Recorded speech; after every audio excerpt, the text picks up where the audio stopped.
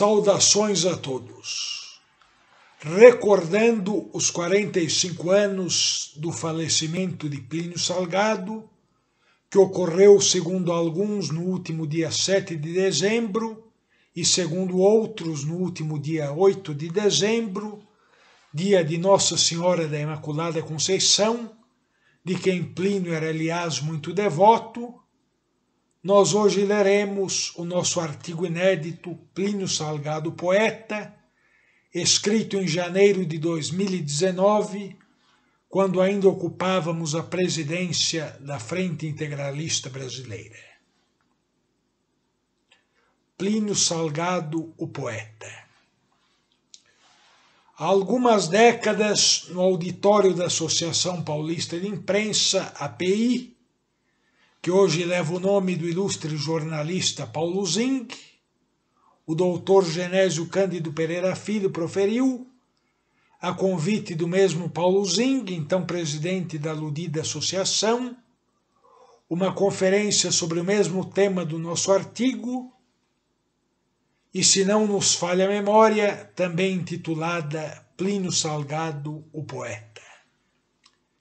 Na mesma época, o mesmo doutor Genésio Pereira Filho iniciou a organização de um volume que conteria as poesias de Plínio Salgado e teria um estudo introdutório de sua autoria a respeito da produção poética do fundador e chefe nacional do movimento integralista.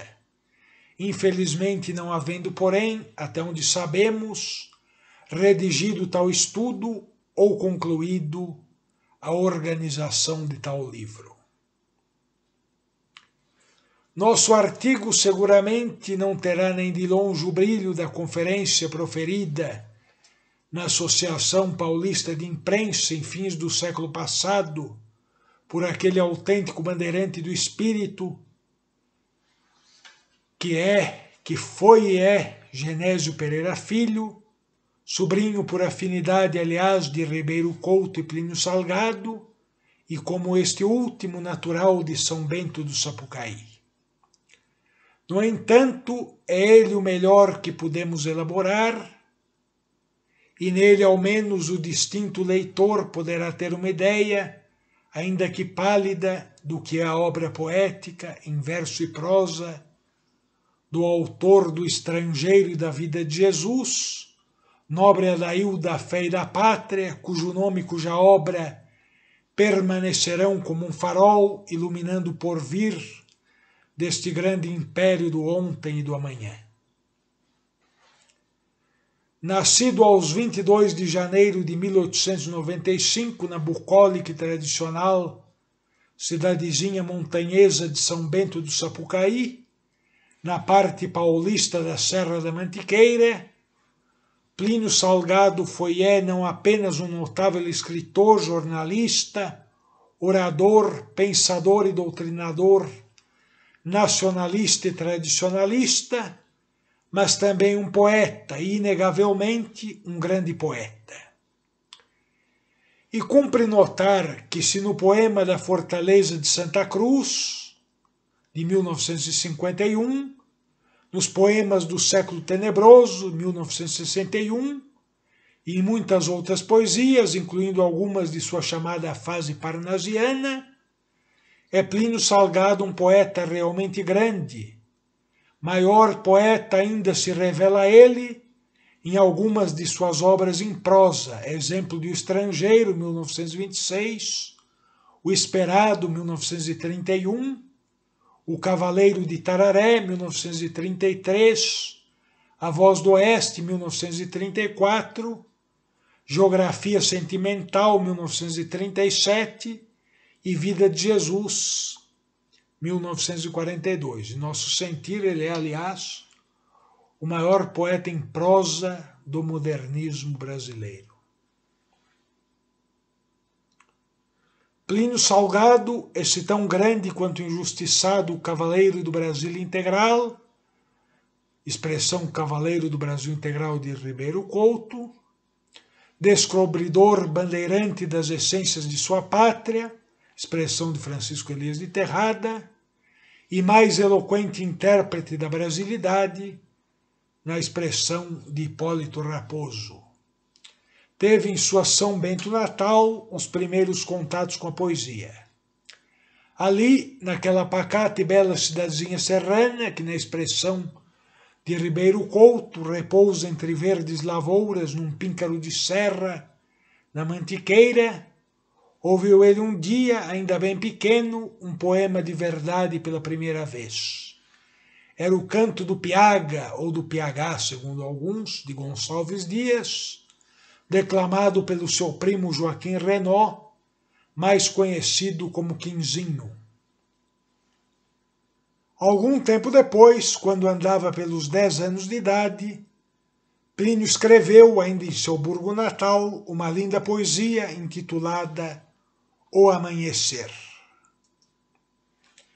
Tendo lido o poema do filho, sua mãe, Dona Ana Francisca Renaud Cortés, entusiasmou-se bastante e principiou a falar com ele a respeito dos grandes poetas brasileiros, em particular Castro Alves, Casimiro de Abreu, Fagundes Varela e Gonçalves Dias, fazendo-se interessar pela vida desses imortais cantores da nossa terra. O pai, o coronel Francisco das Chagas Esteves Salgado, porém, em vez de se entusiasmar com o poema do filho, sentiu-se comovido e apreensivo. O pequeno poeta perguntou então à genitora o motivo da tristeza paterna, e ela lhe disse que ele temia pelo seu futuro, uma vez que os poetas, em regra, são sempre sofredores. Diante disso, resolveu Plínio que seria romancista, e logo começou a escrever um romance ambientado às margens do Lago Onega, na longínqua e fria Rússia dos czares. O romance, contudo, foi logo abandonado, tendo Plínio prometido a si mesmo que um dia escreveria um outro romance. Pouco mais tarde, todavia, Plínio Salgado, que tinha para a poesia vocação comparável à que tinha para o romance, voltou a escrever versos e, em 1915, aos 20 anos de idade, publicou no Almanaque de São Bento, organizado por ele e por seu primo Joaquim Renaud, os sonetos A Caveira e Pedra do Baú, este último uma bela homenagem àquele grande e, abre aspas, velho titã de pedra erguido na montanha, impassível ao vento e às borrascas, e ao raio, fecha aspas, imponente sentinela de São Bento, da Mantiqueira, do Vale do Paraíba, da terra bandeirante e de todo o Brasil.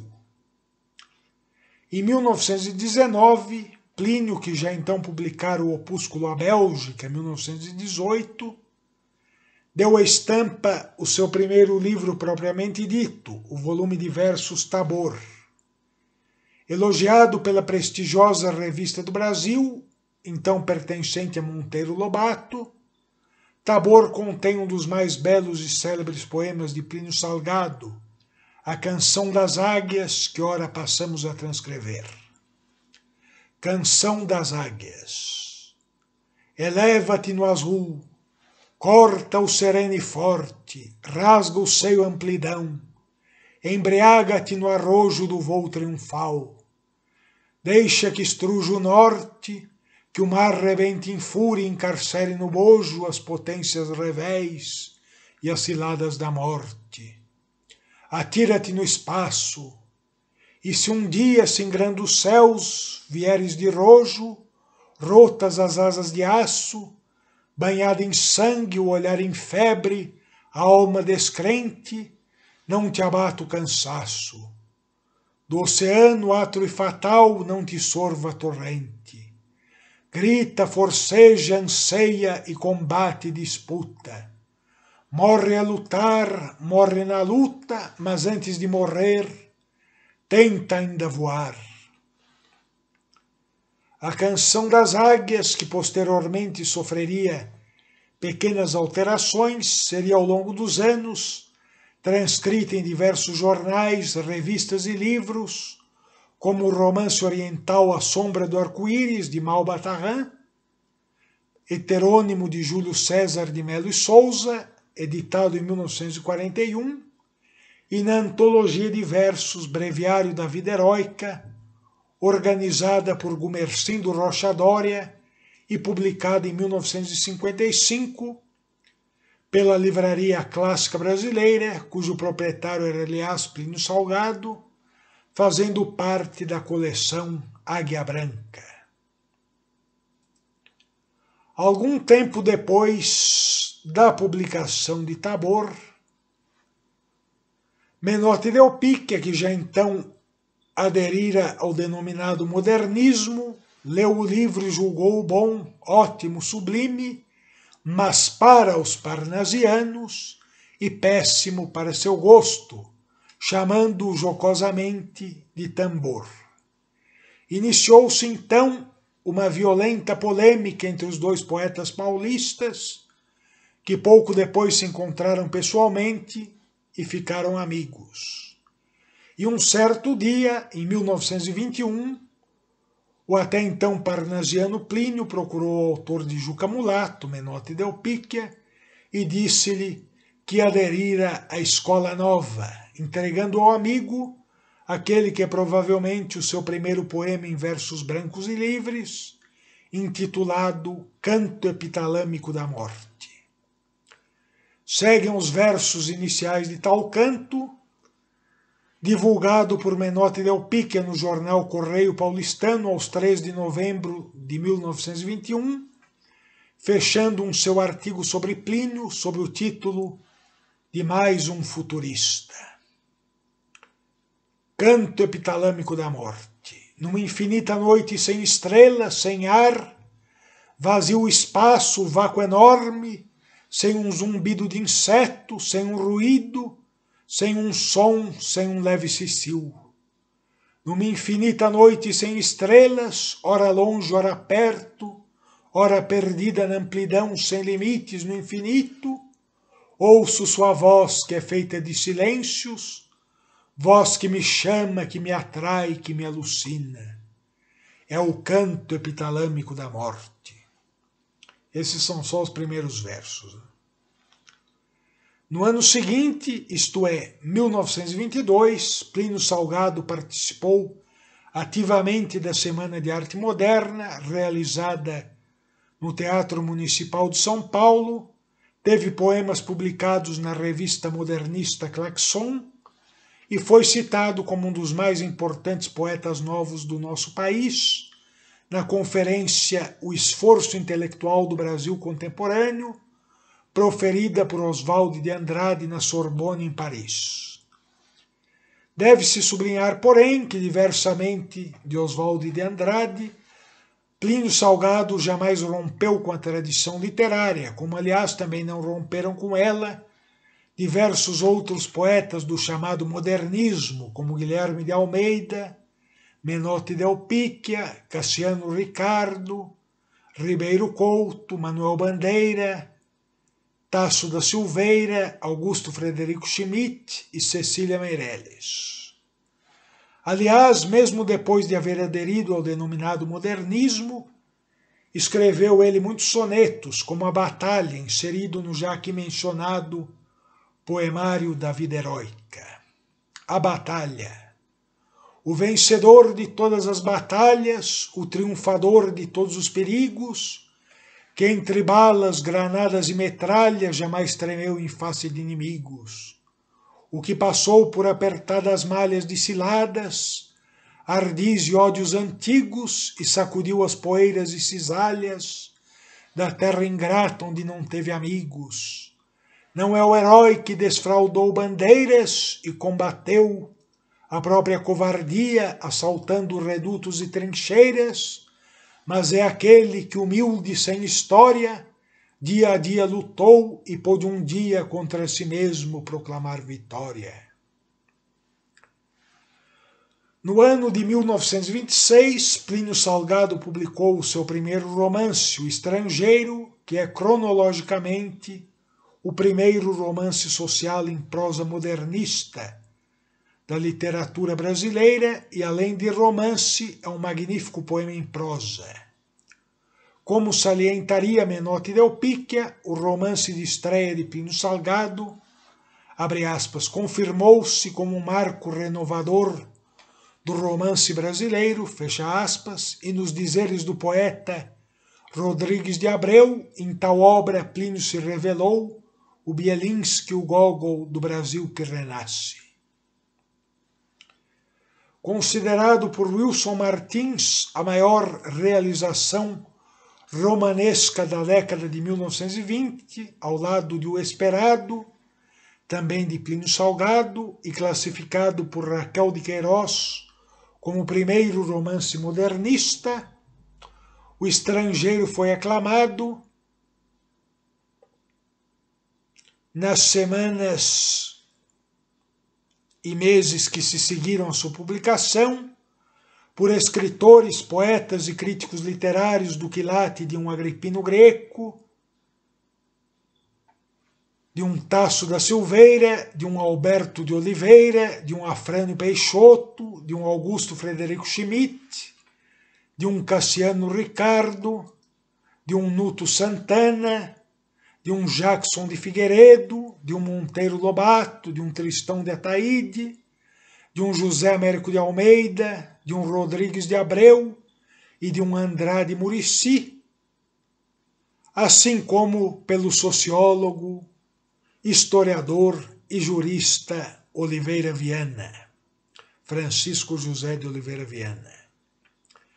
A esses justos e sinceros elogios ao romance estrangeiro, somar-se-iam, nas décadas seguintes, os elogios igualmente justos e sinceros de outros grandes escritores, pensadores e críticos literários da quem da Leimar, como Mário de Andrade, Gerardo Melo Mourão, Jamil Al-Mansur Haddad, Miguel Reale, Virgínio Santa Rosa, Afrânio Coutinho, Fernando Calage, Érico Veríssimo, Fernando Whittaker da Cunha, Amândio César, Francisco Elias de Terrada,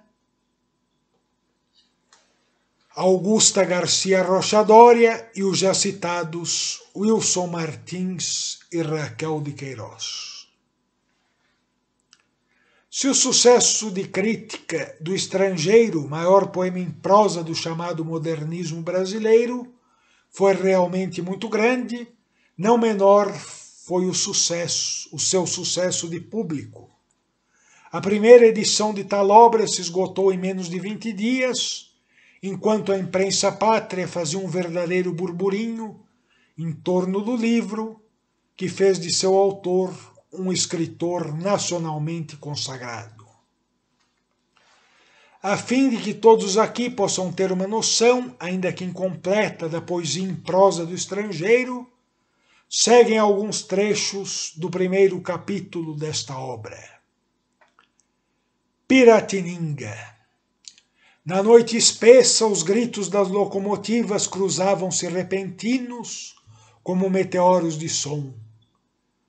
Adivinhavam-se os vultos pardos dos edifícios lavados pela verde surdina dos lampiões a gás, e os cochichos do vento arrepiavam os ouvidos dos plátanos sensíveis. Chegara na tarde cinza num carro de segunda classe. Após 20 dias nos porões do navio, aquelas palavras caíram sobre seu espírito como a mão de ferro de um cossaco abatida sobre o ombro de um suspeito. As lanternas piscavam na escuridão. Achara-se em Gênova para escapar ao fuzil em Moscou. O céu baixo abafava a planície da Moca e do Brás, esmagada pelo casaril em atropelo. A noite parara quieta como uma espera. Estava na terra da promissão, mas estava encarcerado. 9 horas e a sineta impusera silêncio. E antes que os portões se fechassem, já o verdugo cansaço estatelara nos leitos os corpos moídos dos exilados. Entrava-se na terra livre da América como um condenado. A sentença bíblica pronunciada à saída do Éden repetia-se às portas do novo paraíso. Departamento Estadual do Trabalho. Na noite baixa, povoada de gritos e lanternas, um vulto surgiu com o passaporte e o cheiro da maresia e do carvão de pedra. Longas tranças de ouro, Ana, o mesmo nome da heroína de Tolstói, porém não tinha exaltação pressaga da Karenina. Era beleza e inocência, fora cruel sem o saber. No fundo era boa e seria santa se houvera surdido da onda humana que tirita de fome e de frio nas ruas pardas e nos contos de Gorky. Vinha, entretanto, de 50 gerações da aristocracia, vítima da fatalidade, com o mesmo terror místico do mujique submetido à tradição da ordem social. Amo-te, mas é um absurdo, meu Deus. Não, segue o teu caminho. Ivan seguiu o seu caminho. Fez-se revolucionário, conspirou nos bairros escusos dos clássicos porões, onde fervia em ebulição o cérebro da pátria. Esteve perseguido e ameaçado de morte. Uma campainha retiniu. Abriram-se porteiras e o comboio alvejou a treva com um tiro cegante de holofote. O noturno passou numa rajada. Depois tudo caiu no silêncio e as lanternas abriram os olhos insones para o céu sem estrelas. E o céu de nuvens parecia um campo invertido com castelos tenebrosos. Os eucaliptos escachoavam baixinho, os vultos das árvores laivavam-se de dúbias claridades de nebulosas. Prisioneiro, como um fardo que leva um rótulo e espera o dono, Ivan figurava no firmamento, a terra torva e ameaçadora, o planeta sinistro de que fugia. Escravo embora, sentia-se abroquelado contra uma outra escravidão longínqua. Subira a serra comendo bananas, Cubatão.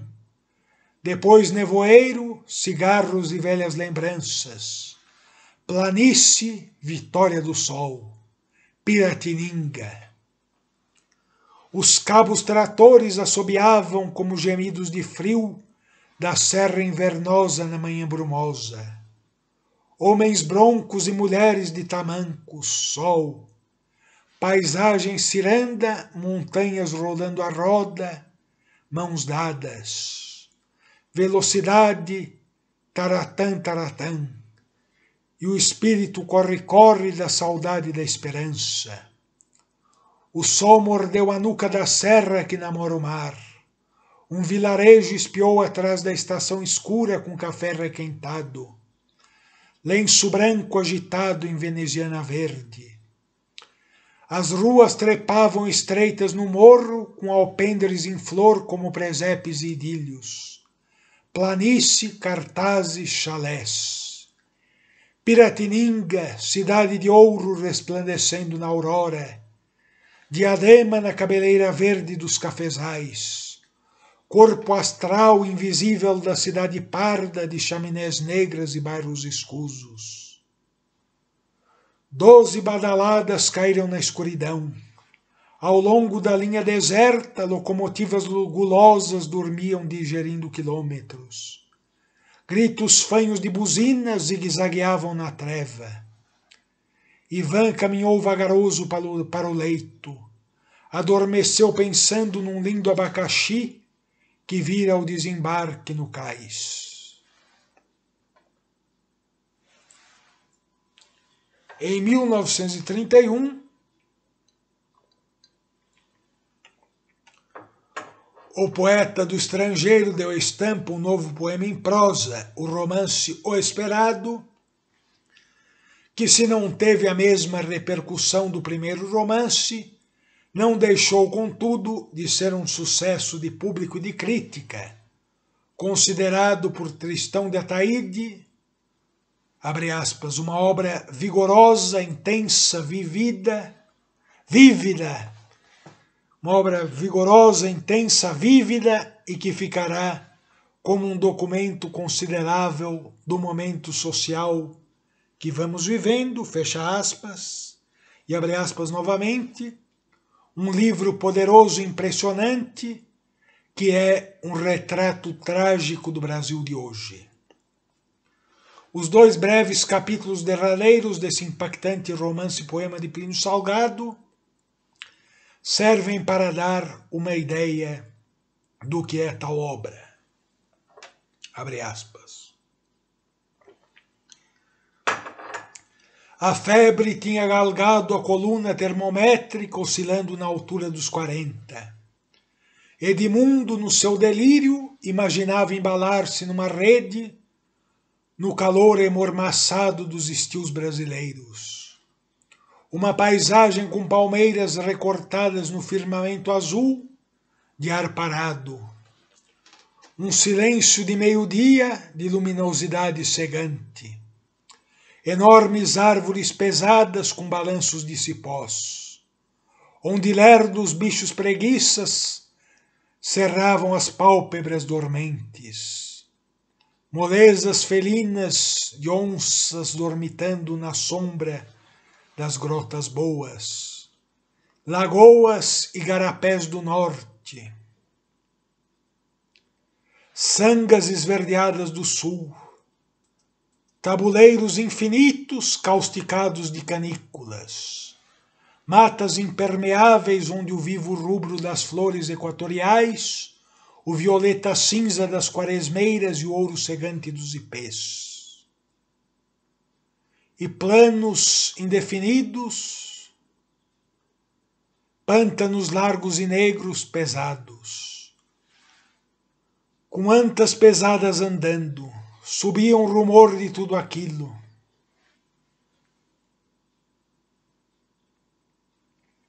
Era uma marcha lenta e lerda. Ouço passos, estão andando.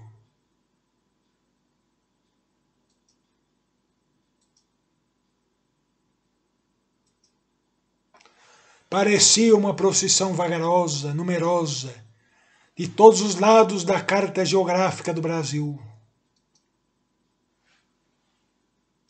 Eram pés nas calçadas, nas estradas, nas campanhas, nos pântanos, que vinham do Nordeste, que vinham da Amazônia, que se espraiavam pelo Planalto do Centro, que se multiplicavam nas Campinas, nas planuras de Goiás, de Mato Grosso, pelas pastagens de Minas, pelas ruas de café de São Paulo, na ondulação das coxilhas meridionais. 40 milhões de seres humanos andando, 80 milhões de pés movendo-se lerdos e pesados, mas inflexíveis e insistentes. Escutem, há um rumor de passos, o Brasil está andando. São multidões que crescem de todos os lados. Não são barulhos do mar, nem das florestas, nem dos ventos. Ouço passos andando. Para onde? Fecha aspas. Infelizmente não dispondo de tempo e de espaço suficientes para tratar aqui da poesia presente nos romances plinianos O Cavaleiro de Tararé, de 1933, A Voz do Oeste, de 1934, e Trepandé, escrito no final da década de 30, mas só publicado nos anos 70, passemos a falar da obra Geografia Sentimental. Dada a publicidade em 1937 pela José Olímpio Editora, a Geografia Sentimental é, sem sombra de dúvida, um dos mais belos poemas em prosa já escritos em nossa pátria e um repositório da mais autêntica, pura e viva brasilidade que todos os filhos deste vasto império deveriam conhecer. Segue um dos mais formosos e significativos trechos desse belo poema retrato da nossa amada terra de Santa Cruz. Abre aspas. A minha terra é linda. Acaso a hora do Ângelus, quando as igrejinhas humildes batem, sonoras e comovidas as Ave-Marias, algum país do mundo terá estes poentes de porcelana, com estas cambiantes transparentes de azul e rosa, amortecendo em violeta e acendendo a imensa estrela?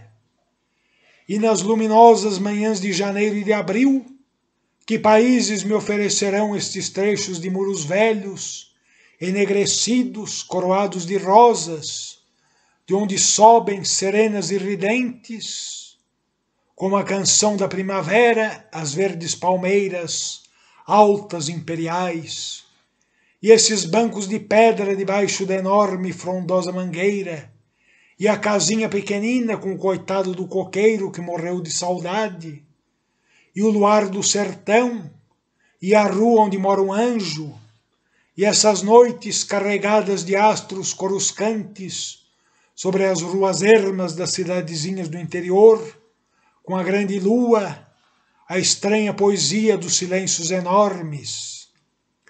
Brasil dos prantos de Moema, Brasil da Moreninha, Brasil da inocência de Toné e da Iracema de José de Alencar. Brasil de Casimiro de Abreu e de Lobo da Costa. Brasil ingênuo, Brasil amoroso, Brasil delicadeza. Fecha aspas.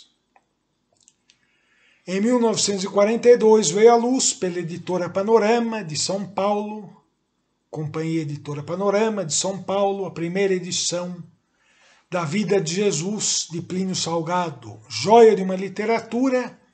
No dizer do padre Leonel Franca, a Vida de Jesus é outro magnífico poema em prosa do autor do Esperado. Uma vez que, como afirmamos há pouco, são exíguos o nosso tempo e o nosso espaço, citaremos apenas um breve trecho daquela que é a mais bela Vida de Jesus, de quantas leu o cardeal Cerejeira e de quantas lemos nós, em que Plínio Salgado descreve o vilarejo de Nazaré. Nazaré, pequenina cidade da gleba florida e amável da Galileia, ergue-se como Caná, sua vizinha montanhesa, e as irmãs praianas Betsaida e Cafarnaum, com as suas casas cúbicas, muros de pedra e alpendres coloridos de trepaleiras. Figuremo-la no tempo de Augusto e de Tibério. Ali, ao sopé da encosta, erige-se a cisterna com sua coberta, sua carretilha, seu poial e seus bancos de pedra.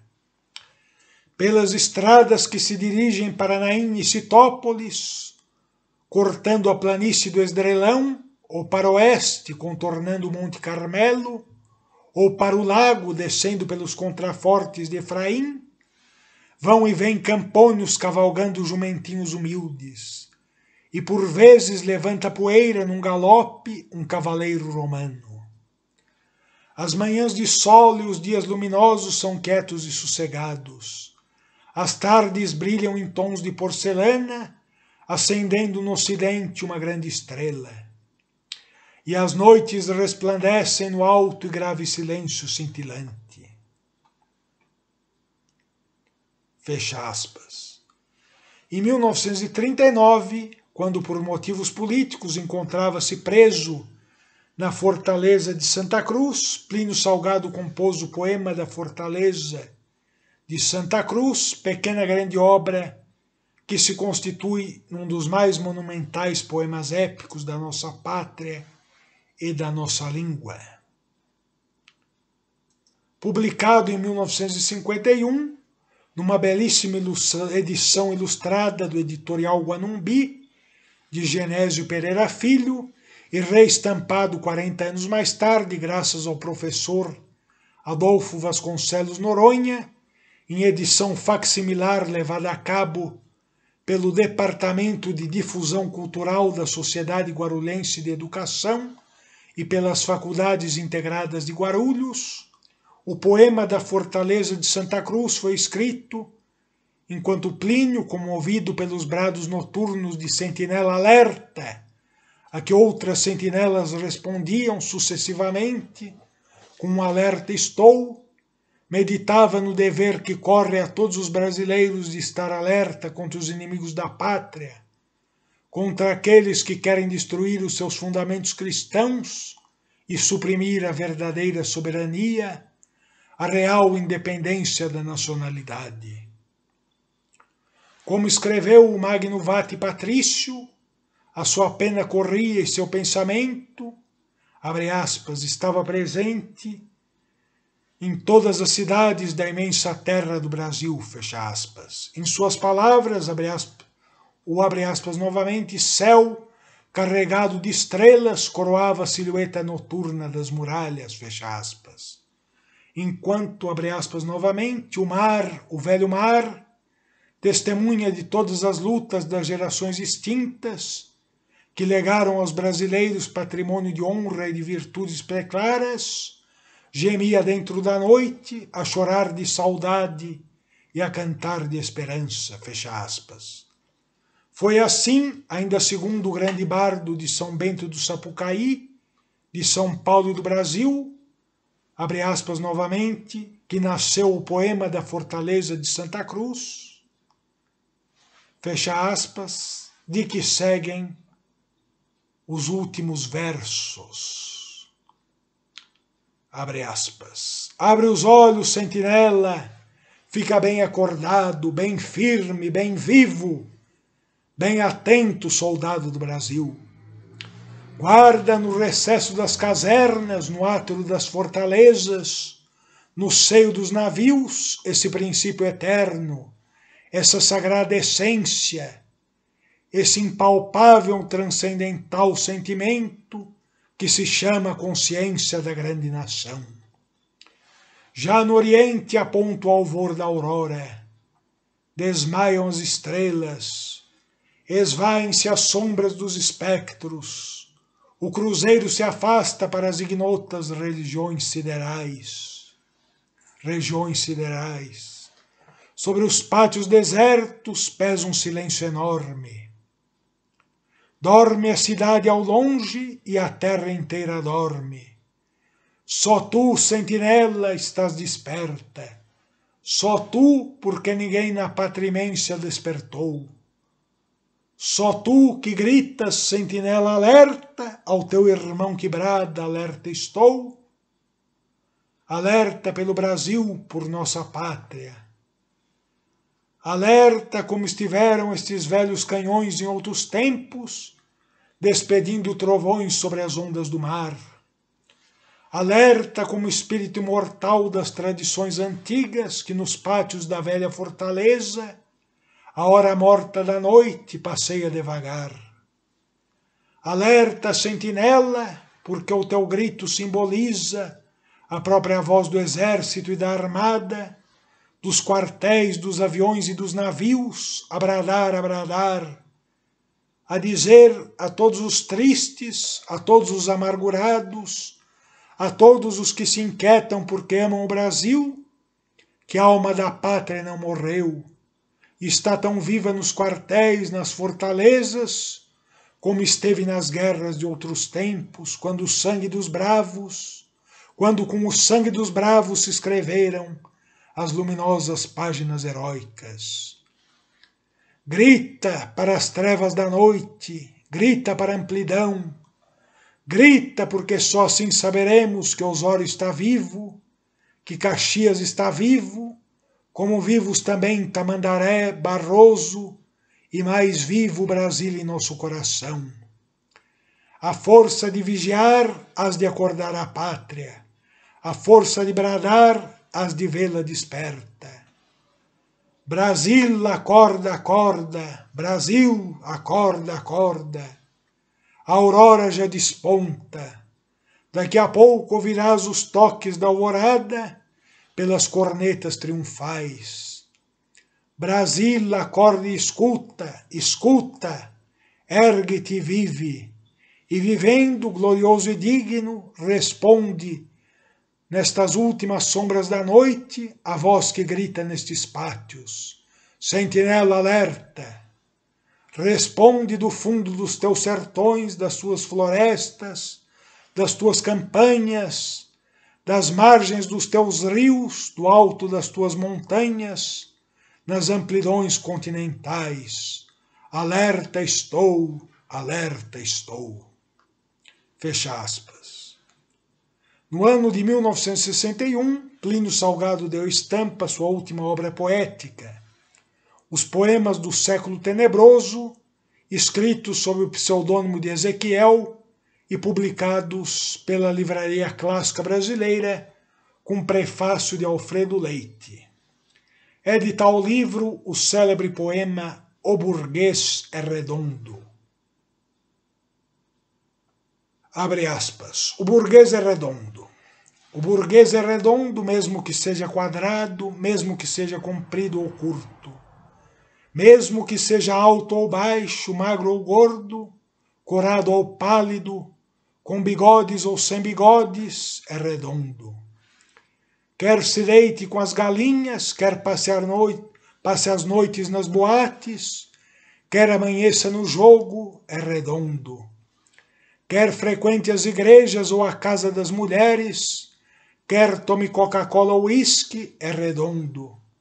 Quer seja comunista por esnobismo, ou fascista por egoísmo, ou liberal por atavismo, democrata cristão, democrata maçom, trabalhista, socialista, progressista, o burguês é redondo, a sua alma é redonda, tem a circunferência das moedas e a forma das laranjas. Seu coração é redondo e liso, redondo seu estilo e o seu juízo, a sua preocupação, a sua admiração, a sua paixão. Tudo escorrega nele, tudo escorrega, nada pega. Sementes de ideal, de sonho, de heroísmo, tudo desliza em seu redondo egoísmo. Nada lhe fica nem na superfície. Redondo rola e facilmente passa, desatento aos clamores da desgraça, indiferente às dádivas da graça. Porque em tudo e em face de tudo, nas crises, nas revoluções, na guerra ou na paz, com medo ou sem medo, consciente ou inconsciente, procurando saber apenas quanto ganha ou quanto goza, o burguês, por hereditariedade ou por fatalidade, ou por comodidade, é redondo, redondo, redondo. Fecha aspas. A maior parte dos poemas escritos por Plínio Salgado ao longo da vida permanece inédita, havendo, no entanto, alguns de seus poemas inéditos sido divulgados em obras de autores como Alfredo Leite e Pedro Paulo Filho. Este último, ilustre poeta, historiador e memorialista dos Campos do Jordão, em conferência intitulada Plínio Salgado, esse injustiçado, e proferida em São Bento do Sapucaí, no ano de 1994, por ocasião da primeira semana Plínio Salgado, declamou este belo poema inédito do Vate do poema da Fortaleza de Santa Cruz. Abre aspas. Os homens passaram, as gerações passaram, as estrelas ficaram pontualmente nas mesmas horas, nas mesmas posições, guardando o mistério de todos os que passaram, de todos os que já não são, mas que foram, que existiram, com suas inquietudes e suas dores. Fecha aspas. Um poema de Plínio Salgado que supomos ser inédito e que infelizmente não tivemos a oportunidade de ler é o seu poema do exílio, escrito quando de seu exílio em Portugal, para celebrar o centenário da Canção do Exílio de Gonçalves Dias, composta pelo Magno Vate maranhense em Coimbra, no ano de 1843. Mais ilustre dos filhos de São Bento do Sapucaí, pequena cidade que se fez grande pelos seus grandes filhos, Plínio Salgado foi o poeta por excelência desse tradicional e pacato burgo montanhês, ao lado de Ribeiro Couto, vate santista, que pode ser contado como filho adotivo daquele município encravado nos cimos da Mantiqueira, perto dos céus e longe da frenética agitação das metrópoles. Em uma palavra, é Plínio Salgado, juntamente com o autor de Longe e Largo da Matriz, Ribeiro Couto, o poeta, o bardo por excelência de sua terra natal, de sua fresca e sossegada cidadezinha adormecida num cimo de serra, coroada pelas névoas da Mantiqueira e ancorada nas névoas do Mar do Tempo, e que bem poderia ser descrita com estas palavras que o autor da vida de Jesus usou para descrever Nazaré. Abre aspas, é uma aldeia montanhesa, cheia de poesia da terra, olhando os prados recendentes de aromas, sob um céu azul translúcido, fecha aspas. Já nos tendo estendido além, muito além do que pretendíamos, encerramos aqui esta singela conferência, este singelo artigo, a propósito do poeta Plínio Salgado, tão magno quanto injustiçado vate de São Bento do Sapucaí, da Mantiqueira, do Vale do Paraíba, de São Paulo e de toda a terra de Santa Cruz, arauto, cavaleiro, bandeirante apóstolo de Cristo Rei e da brasilidade verdadeira e autêntica. Muito obrigado.